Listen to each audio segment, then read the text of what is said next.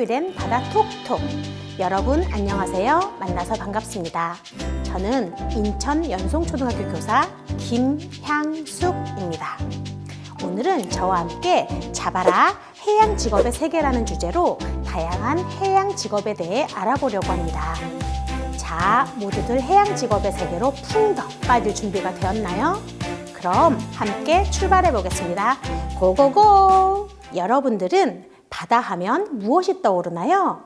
선생님은 반짝반짝 빛나는 깊고 푸른 바다, 철썩철썩 하얗게 부서지는 모래사장의 파도, 뉴질랜드 남섬에 위치한 카이코라라는 곳에서 봤던 거대한 향유고래, 필리핀 세부에서 스노우클링을 하면서 보았던 아름다운 산호초와 열대어들, 제주도에서 잠수함을 타고 내려가서 보았던 신비로운 바닷속 풍경들이 떠올라요. 지구의 3분의 1을 차지하는 바다. 바다는 사람들에게 다양한 먹거리와 아름다운 풍경을 제공할 뿐만 아니라 석유를 비롯한 필수 자원과 친환경 에너지의 거대한 창고라고 볼 수 있어요. 특히 삼면이 바다로 둘러싸인 대한민국, 대부분의 수출입이 바다를 통해 이루어지고 다양한 해양 산업이 발달하고는 있지만 사실 여러분들이 잘 모르는 해양 관련 직업들이 많이 있답니다. 이번 시간에는 신해양시대, 새롭게 주목받는 해양 직업 중에서 대표적인 것들에 대해 알아보도록 하겠습니다. 여러분들은 바다와 관련된 해양 직업하면 무엇이 떠오르나요? 광활한 바다 위에서 다양한 생선을 잡기 위해 배를 운전하시는 선장님도 계시고 바다에서 직접 물고기를 잡으시는 어부나 해녀들도 계시죠. 그런데 이 밖에도 바다와 관련된 해양 직업의 세계는 정말 다양하답니다. 그래서 선생님이 여러분의 진로에 도움이 될 만한 멋진 해양 직업을 소개해 주려고 해요. 선생님이 소개할 해양 직업 10가지는 해양경찰, 해양구조대원, 바다환경 지킴이, 수중건설 로봇 개발자, 양식기술 개발자, 아쿠아리스트, 수산질병관리사, 해양생태보건가, 해양기후변화연구원, 해양기상예보 분석관입니다. 자, 이제 각각의 해양 직업의 세계로 빠져볼까요? 잡아라 해양 직업의 세계 픽1 해양경찰입니다. 해양경찰은 바다에서 일어나는 각종 해상 범죄로부터 국민을 보호하는 역할을 해요. 부둣가에 정박되어 있는 배와 항구 곳곳을 살피고 선박의 계류질이 잘 메어져 있는지, 선박에 특별한 사고는 없는지를 순찰합니다. 그리고 선박과 선박이 부딪혀서 파손된 부분은 없는지 등을 확인합니다. 또한 입항한 선장님들의 음주 측정을 실시하고 선박 내 음주 반입 여부, 구명조끼 등을 확인하는 역할을 하기도 합니다. V패스 시스템을 통해 선박의 항로와 실시간의 위치를 확인하여 선박 침몰 등 긴급 상황에 대처하기 위해 24시간 적응태세를 유지하고 있습니다. 이제 국민의 생명과 안전을 위해 노력하시는 해양경찰들에 대해 잘 알아보았죠? 우리를 위해 불철주야 애쓰시는 해양경찰관님들께 감사하는 마음을 가져보도록 해요. 잡아라 해양 직업의 세계 픽2 해양구조대원입니다. 해양구조대원은 바다에서 일어난 해양사고에서 사람을 구조하는 역할을 합니다. 바다에서 일어난 사고는 생명과 직결되기 때문에 해양구조 장비 점검은 필수입니다. 해양구조대원은 24시간 밤낮 없이 대기 근무를 하기 때문에 강인한 체력이 필요합니다. 다른 사람의 생명도 구하면서 해양구조대원 본인의 생명도 스스로 책임져야 하기 때문에 시간이 나면 틈틈이 운동을 병행해야 한다고 합니다.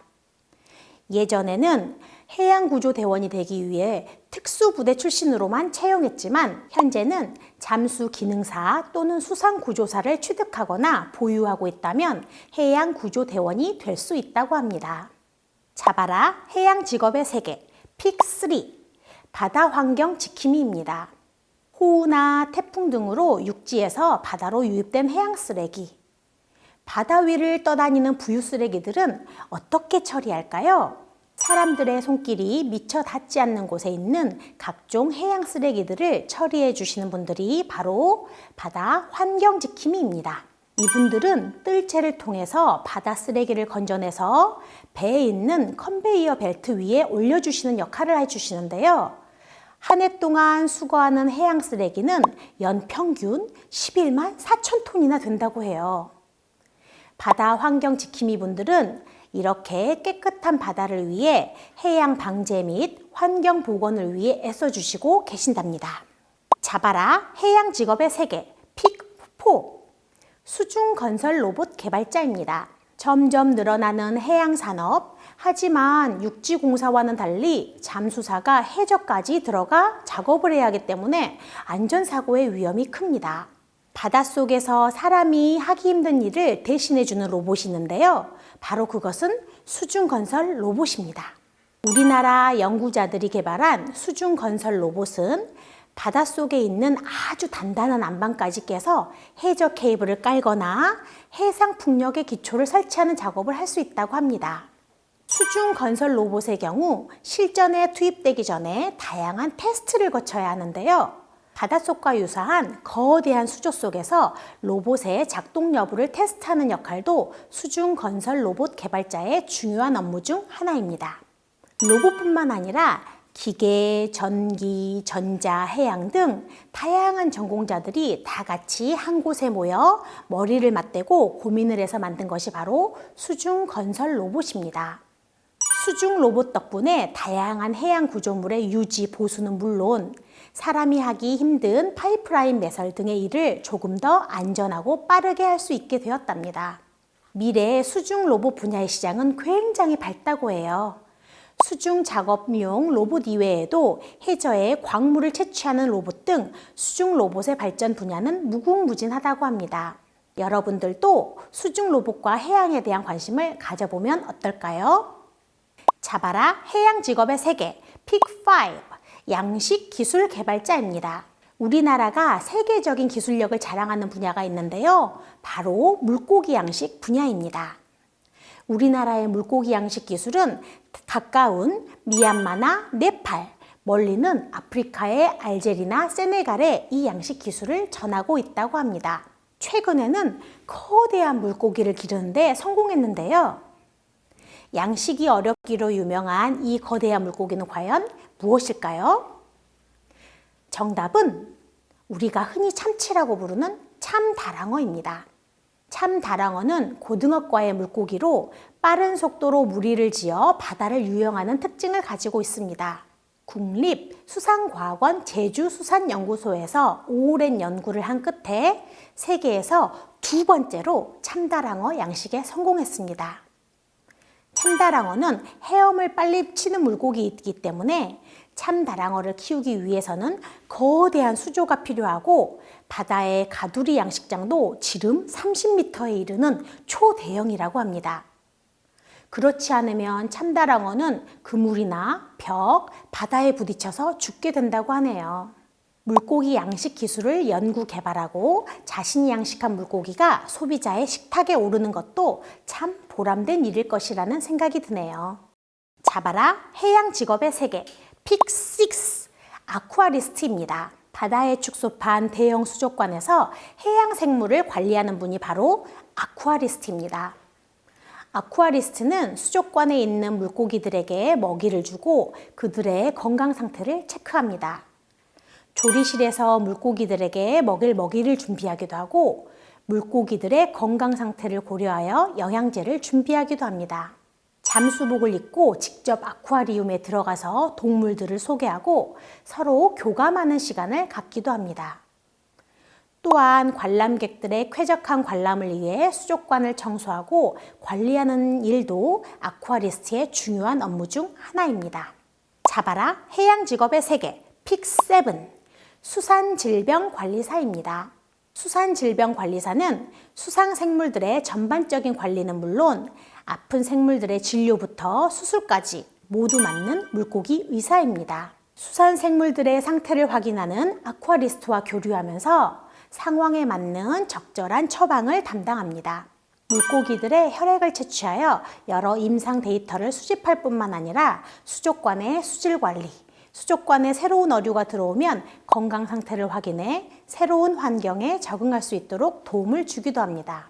잡아라 해양 직업의 세계, 픽 8, 해양 생태 보건가입니다.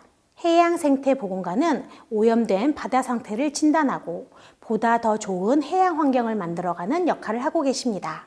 전국 연안의 퇴적물을 수집하여 해양 생물을 통해 바다의 건강 상태를 진단하고 해양 생태계, 서식지, 기능 개선 보건 사업을 실시합니다.